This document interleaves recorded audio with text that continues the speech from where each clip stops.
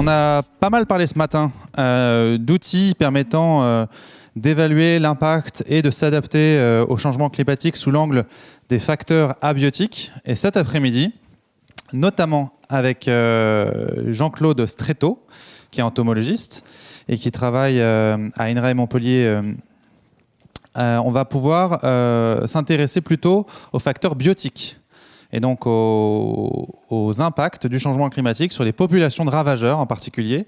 Et on va voir comment, déjà, quel est l'impact du changement climatique sur ces populations, de ravageurs anciens ou nouveaux, et quel peut être l'apport du numérique, notamment pour les sciences participatives. Et ça, on le verra avec Jean-Marc Armand. Mais on commence avec Jean-Claude Stretto, entomologiste à INRAE Montpellier. Oui, bonjour à tous. Donc, on va vous parler, Jean-Marc et moi, du réchauffement climatique sur les ravageurs et de l'apport des sciences participatives et de l'intelligence artificielle pour suivre les phénomènes dont je vais vous parler.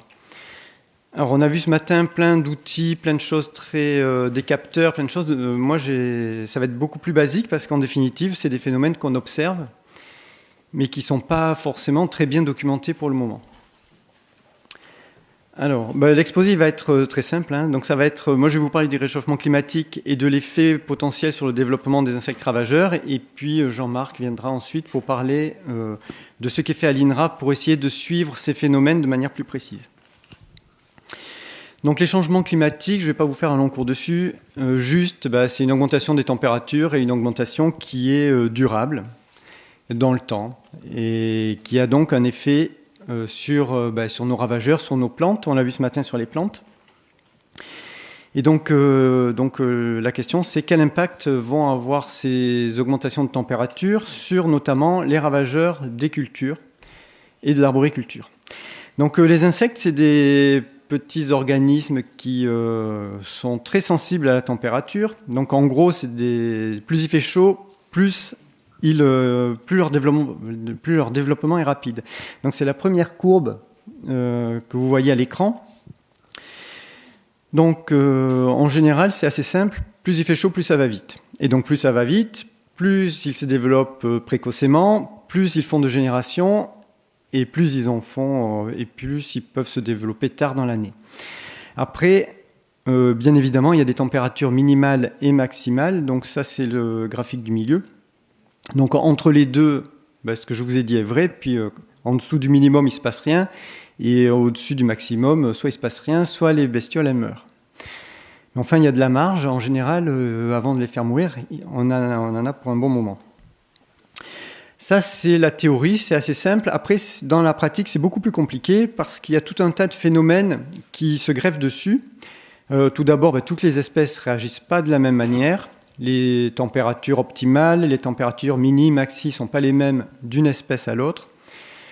Ensuite, dans les pays relativement froids comme les nôtres, il y a tout un tas d'espèces qui ont mis en place des mécanismes pour passer l'hiver de manière quiescente ou sans bouger. Donc c'est ce qu'on appelle les diaposes ou la quiescence, qui est un peu moins difficile à lever. Et voilà. Il y en a d'autres qui ont les mêmes types de phénomènes pour passer la saison sèche et la saison chaude, ce qui complexifie beaucoup les effets de la température sur ces espèces-là. Ensuite, dans un verger, on a plein d'espèces différentes qui ne vont pas réagir de la même manière. Et donc, on va avoir les ravageurs qui ne vont pas réagir de la même manière que les auxiliaires. Et la plante elle-même réagit, et donc on va avoir un décalage éventuel entre le cycle de la plante et celui de son ravageur, et de ses auxiliaires. Donc tout un tas de phénomènes bien compliqués qu'on est tout juste en train de percevoir. Et puis ensuite, nos ravageurs, aussi bien que nos plantes et nos auxiliaires, ils s'adaptent. Et donc à terme, on va avoir des adaptations qu'on n'attend pas forcément, notamment à l'augmentation de température. Alors, ces effets, si vous m'aviez demandé il y a 10 ans de vous dire est-ce qu'on les voit, je vous aurais dit non. Honnêtement, il y a 10 ans, les effets du réchauffement climatique, on ne les voyait pas. Et là, actuellement, je peux vous dire qu'on les voit. Donc, on commence à avoir ces effets-là sur nos ravageurs de manière assez visible. Le premier effet, qui est le plus simple, et c'est pas le plus facile à voir, mais c'est le plus logique, c'est que comme le développement va plus vite, on a un accroissement de la dynamique des populations et notamment une augmentation du nombre de générations d'un certain nombre de ravageurs. Donc là, je vous ai mis le Carpocaps. Donc on a 2 générations dans le nord, a priori 3 dans le sud, parfois une 4e qui ne se finit pas. On parle du nord de la France ou de l'Europe ? Là, de la France. La France. Ouais, là, je me suis placé sur la France. Alors, ce nombre de générations, a priori, il devrait augmenter. C'est-à-dire que la 4e génération, elle va être de plus en plus fréquente. Et dans le nord, on pourrait passer également à 3 générations. Alors, sur le carpo, je n'ai pas trouvé de données très précises là-dessus. Il y en a davantage sur la pyrale du maïs, par exemple, ou sur des espèces forestières. Et ça vaut que pour les ravageurs ou est-ce qu'on peut imaginer ce phénomène pour des auxiliaires également ? Pour les deux. Pour les deux ? Ah oui, ils vont réagir de la même manière. Oui. On pourrait imaginer que ce ne soit pas si grave que ça, alors du coup. Oui et non, parce que quand vous avez une 4e génération de carpo sur les pommes, ça vous fait des dégâts en plus. Même si les auxiliaires, de leur côté, même contiennent... si les auxiliaires, ils arrivent toujours un peu avec un temps de retard, en général. Donc les deux vont se réguler sans doute. Mais en tout cas, oui, plus on a de générations, en général, et plus on observe de dégâts. En tout cas, le risque est plus fort, à minimum. Voilà. Le risque est plus fort. Et puis pour l'arboriculteur, c'est quand même important parce que lui, il est habitué à ces 3 générations, il va en avoir une 4e. Ça va changer éventuellement ses techniques culturelles. Il y a un autre phénomène qu'on voit actuellement, c'est la remontée d'espèces vers le nord. Alors ça, c'est extrêmement bien documenté sur les papillons, sur les libellules. Mais on commence à le voir de manière assez bien sur les punaises que je connais. Donc je vous ai pris l'exemple de Nesara viridula, qui est une punaise verte, qui fait des dégâts en culture légumière, mais également en arbo. Donc c'est une bête pantropicale qui est dans toutes les tropiques et qui, jusqu'à récemment, était cantonnée à la Méditerranée concernant l'Europe. C'est grosso modo cette carte-là, c'est pas la sienne, mais ça y ressemble. Et donc cette punaise-là, elle se déplace vers le nord de manière très très nette. Elle est arrivée en Alsace récemment, où elle fait des pullulations alors qu'elle n'y était absolument pas. Elle est arrivée dans le Jura, elle est passée en Belgique. Et elle va bientôt passer sans doute en Angleterre. On en a une autre, celle-ci, là, Rhaphigaster nebulosa, qui fait aussi des dégâts en verger. Alors elle était présente à peu près partout en France, mais c'est en Belgique qu'elle vient d'arriver. Elle n'avait pas été observée depuis 1878, et là, elle est devenue quasiment l'espèce la plus commune. Et puis elle est passée aussi en Angleterre. Donc voilà, donc toutes les espèces, enfin pas toutes, mais une partie des espèces arrivent à remonter vers le nord. Donc du coup, ça augmente leur capacité de nuisance dans des zones où elles n'étaient pas. Je vous ai pris, alors il y a beaucoup de modélisation qu'on fait à l'INRA et ailleurs sur ces phénomènes climatiques, beaucoup plus de modélisation que d'observation directe. Et là, je vous en ai pris une qui est sur un scolite forestier, donc c'est une publication qui a été faite en 2013. Et donc les auteurs avaient modélisé la progression de l'insecte en fonction des scénarios de réchauffement climatique. Et voilà grosso modo ce que ça donnait. Donc voilà, en 2080, il aura envahi toute la France. Il sera passé en Angleterre. Et donc forcément, les forêts de pins qui n'avaient pas ce ravageur vont s'en trouver impactées.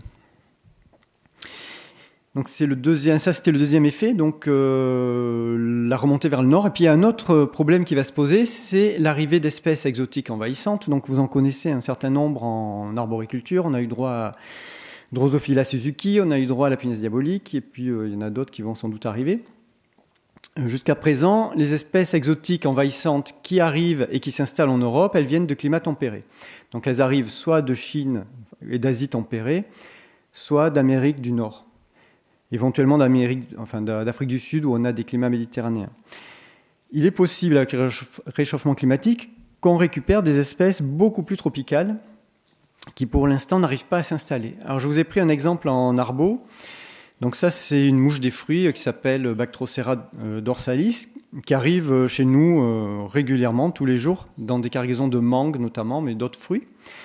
Donc on a beau brûler des centaines de kilos de mangue aux frontières, bon, il y en a toujours qui s'échappent. Alors ces mouches, on les récupère en piégeage autour des ports de Marseille, de Sète, des aéroports parisiens depuis longtemps. Mais jusqu'à présent, elles ne se sont jamais installées. Parce que justement, elles ont une barrière climatique et notamment de température qui les empêche de s'installer chez nous. Il n'est pas exclu dans quelques années qu'elles arrivent à accomplir leur cycle sur place et à ce moment-là, causer éventuellement des dégâts en verger. Et puis on a des espèces enfin qui sont sous serre. inféodés sous serre et qui commence à sortir des serres et à s'installer dehors. Là, j'ai découvert une punaise là, cet été qui est connue pour faire des dégâts en culture de tomates, donc Nesidiocoris tenuis. Pour l'instant, je l'avais observé que sous serre, mais j'en ai vu dans des vignes, dans les bandes enherbées cet été, avec des larves, donc c'est clairement qu'elle est en train de s'établir dehors. Donc voilà, alors on a tout un tas de phénomènes qu'on prédit, qu'on observe, mais qui sont relativement mal documentés pour le moment. Et donc l'idée, c'est comment on fait pour les suivre de manière beaucoup plus précise, sachant que c'est pas facile à suivre. Et donc on a plusieurs pistes qu'on est en train de mettre en place à l'INRA. Donc tout d'abord les sciences participatives. Donc là je vous ai mis des photos qu'on a reçues de punaises diaboliques via un système de sciences participatives dont je vais vous parler. Donc ça permet de suivre la progression des invasions notamment. Une fois que les gens nous signalent des photos, encore faut-il identifier les insectes qui nous sont signalés. Donc pour ça, on a un moyen d'identification, c'est l'identification par l'image. Donc on a plusieurs applications à l'INRA qui permettent d'aider les agriculteurs, les arboriculteurs et puis également les citoyens lambda à reconnaître un certain nombre d'espèces. Donc ça, c'est purement de la photo. Bientôt, on aura, on l'espère, de l'intelligence artificielle, c'est-à-dire qu'on va avoir des réseaux de neurones qui vont reconnaître les espèces. Et ça sera particulièrement intéressant, surtout pour nous éviter un long et fastidieux travail de validation des images.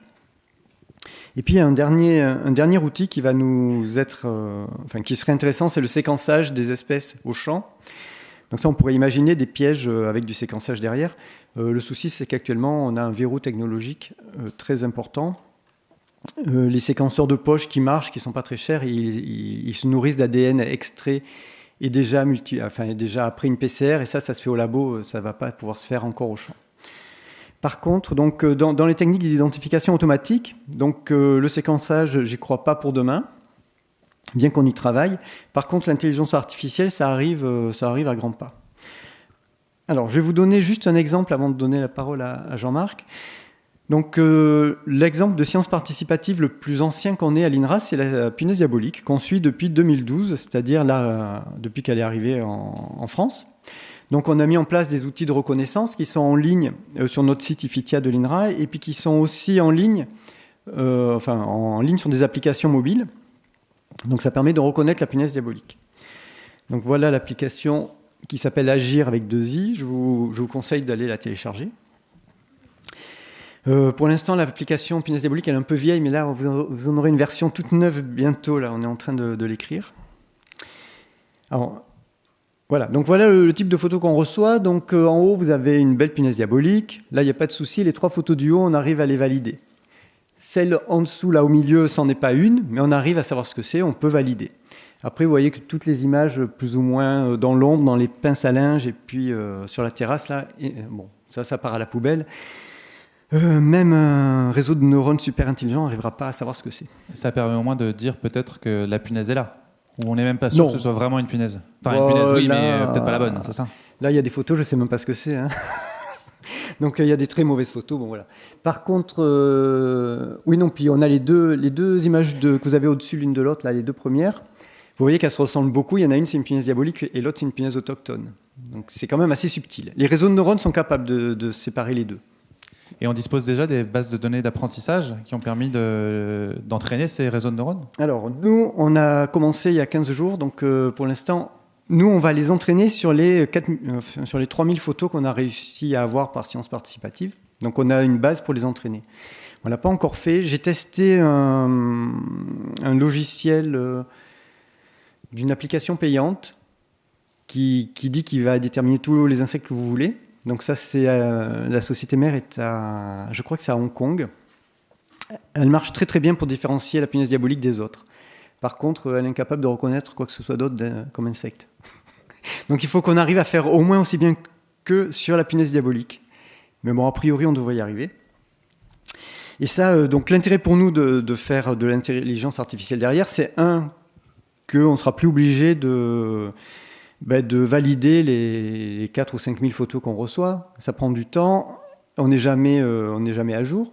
Et puis ça permet aux citoyens qui nous signalent des punaises d'avoir le résultat. Parce que nous, on n'est pas capable, enfin on n'a pas la capacité en temps de répondre à tout le monde. Donc ce crowdsourcing de photos, il vous permet aussi de constituer rapidement des bases de données d'apprentissage pour derrière développer les bons algorithmes Ou je vais un peu vite en besogne Non, ce qui nous permet de faire marcher les algorithmes, c'est d'avoir des photos identifiées correctement par nous.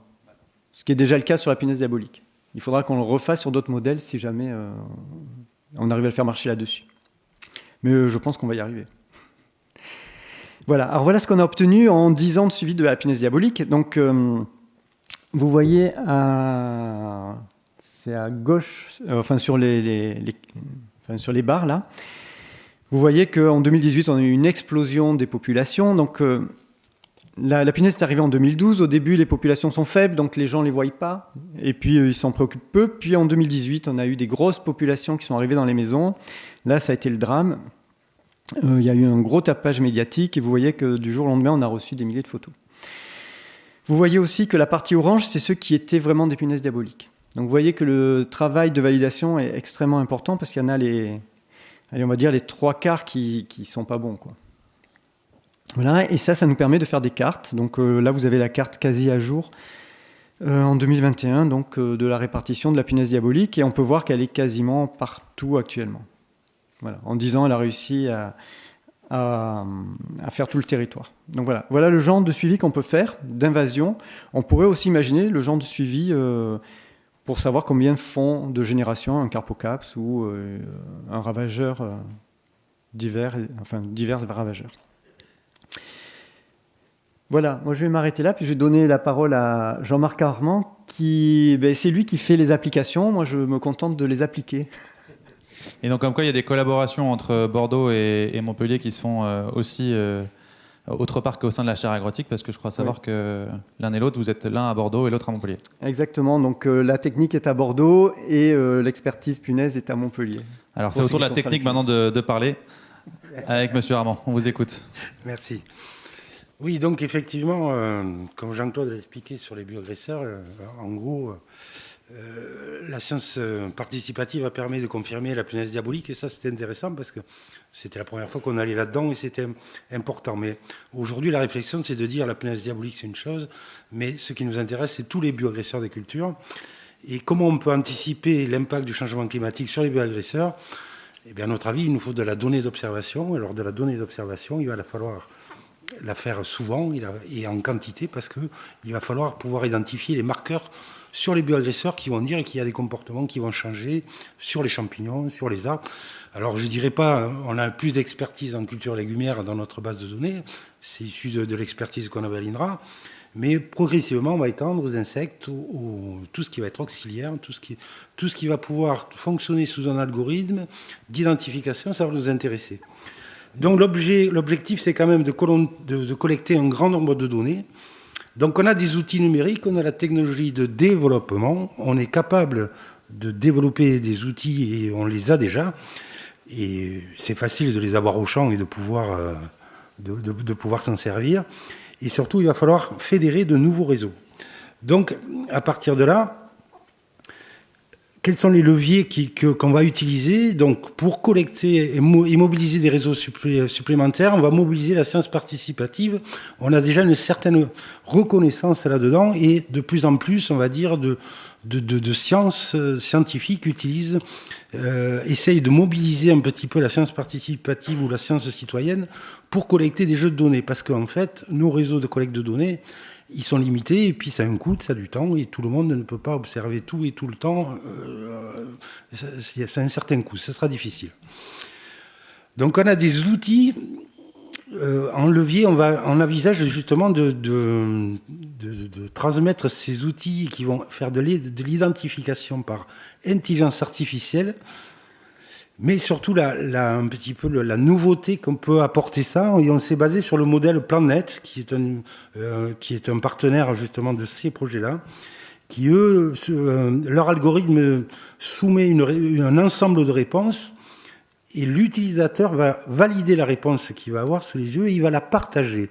Et cette approche est très intéressante pour l'épidémiologie, on va dire en général, parce qu'en fait, ce que disait Jean-Claude tout à l'heure, Le problème, c'est les experts. Passer beaucoup de temps pour valider des données.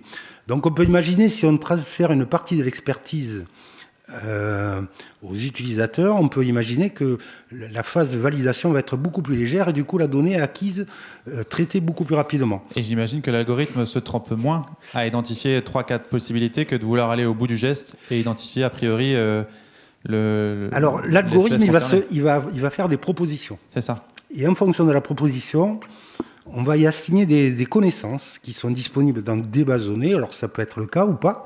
Mais si on les a, on va les transférer pour pouvoir confirmer le diagnostic, pour que l'utilisateur choisisse sa donnée et la partie. Donc dans la chaîne de traitement, c'est l'homme à la fin et l'utilisateur en particulier qui dit, qui finit cette chaîne, c'est le dernier maillon.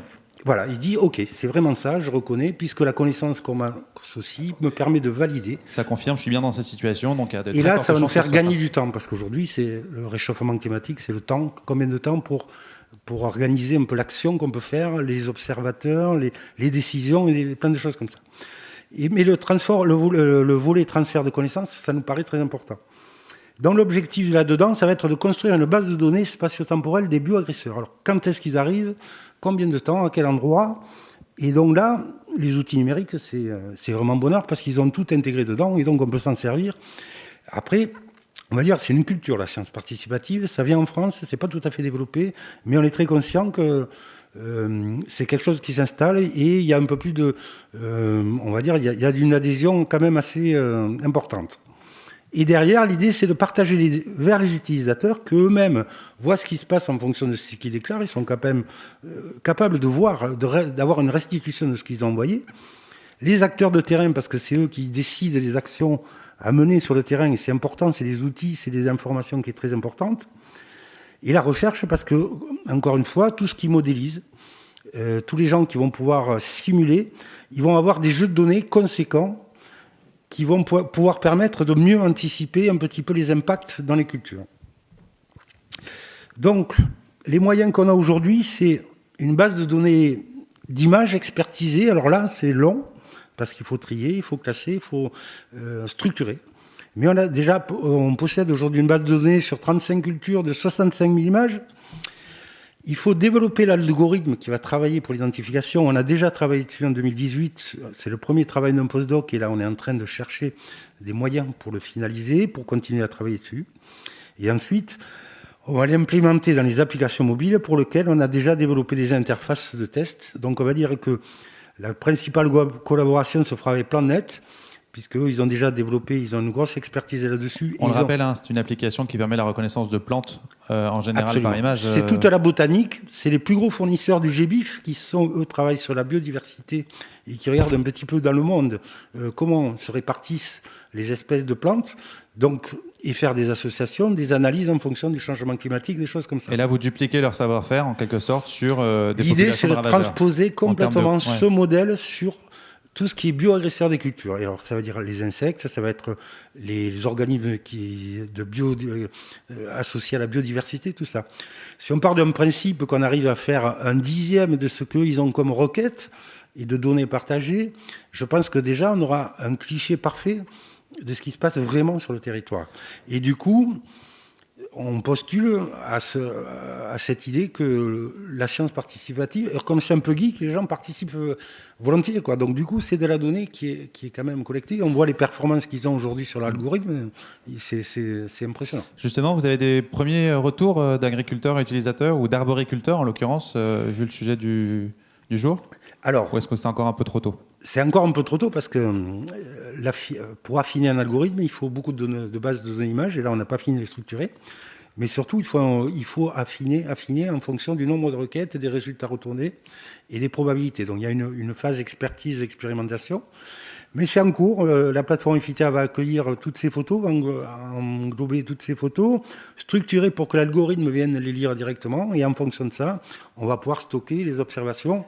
Donc ça, c'est quelque chose qui devrait être déployé à 1 an et demi, les premières phases de test. Avec un enjeu, j'imagine, de fluidité d'usage, d'ergonomie, de promotion, voire de marketing. Quelque chose de très simple. Je prends une photo, ouais. J'ai un ensemble de propositions, je choisis, je valide et je partage. C'est ça. Et à partir de là, je pense qu'on aura un jeu de données conséquent. On pourra vraiment avoir... Parce que le plus dur, c'est d'avoir de la donnée. Aujourd'hui, c'est compliqué, de la donnée validée. Si on arrive à faire de la donnée par la science participative et une partie de la validation par les utilisateurs, on peut imaginer que même si sur l'ensemble de données, pour un bioagresseur donné, on en a moins de données validées que ce qui pourrait être, on a quand même une base qui est toujours mieux que celle que l'on a aujourd'hui. Et je crois que j'ai fini. Et ben voilà, parfait. Merci beaucoup, Monsieur Armand. Vous avez remarqué, je pose beaucoup de questions moi-même, mais c'est parce que je ne vois pas les vôtres apparaître sur l'écran, donc n'hésitez pas. Je vous rappelle, wooclap, wooclap.com/agrotic, et un numéro de téléphone qui va réapparaître dans une minute. Mais on a déjà une question. Justement, revenez sur scène, les amis.